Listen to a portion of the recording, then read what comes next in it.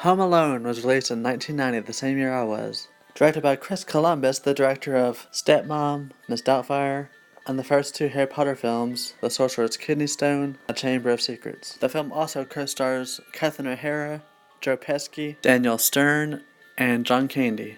The film stars Macaulay Culkin, who pretty much dominated the 90s when it comes to family films, except that one time. Now for me, and as I'm sure for many of you, this film really stood out for a Christmas movie, as most tend to fall toward the lack of the Christmas spirit, or making a Christmas list, or wanting to meet Santa.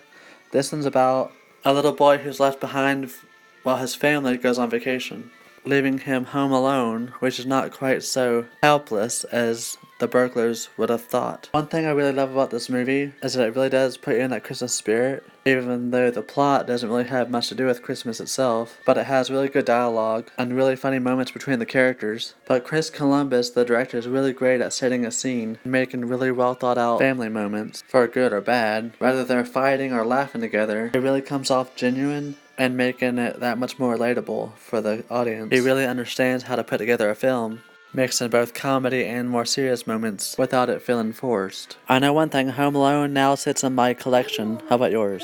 You're the only one acting up. Now get upstairs. I am upstairs, dummy. Third floor? Go. It's scary up there. Don't be silly. Billy will be up in a little while.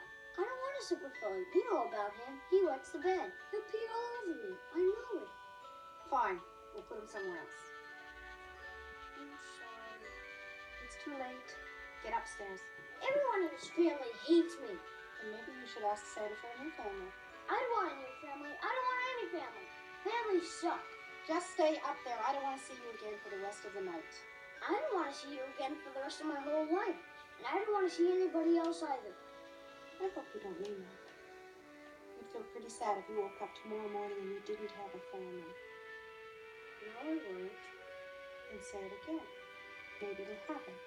I hope I never see any in church again. So when the movie first came out, it was the most successful film in the box office, even beating Rocky IV. And you could actually say that near the end they did kind of rip off A Nightmare on Elm Street, 1984, honestly, but I mean, this fits better in this film anyway, so.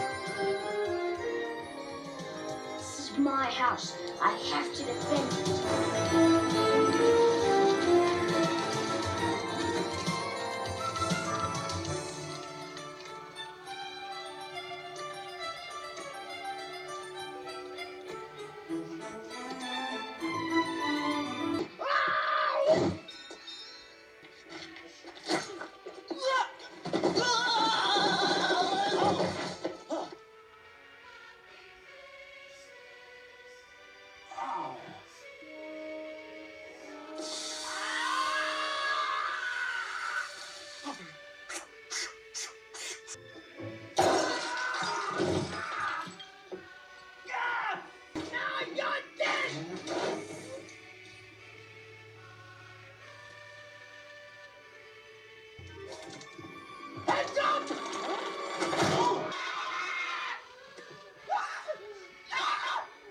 Now they had other attempts with sequels, like with Home Alone 2, Lost in New York, and then Home Alone 3, and then the others, which I never seen or bothered to.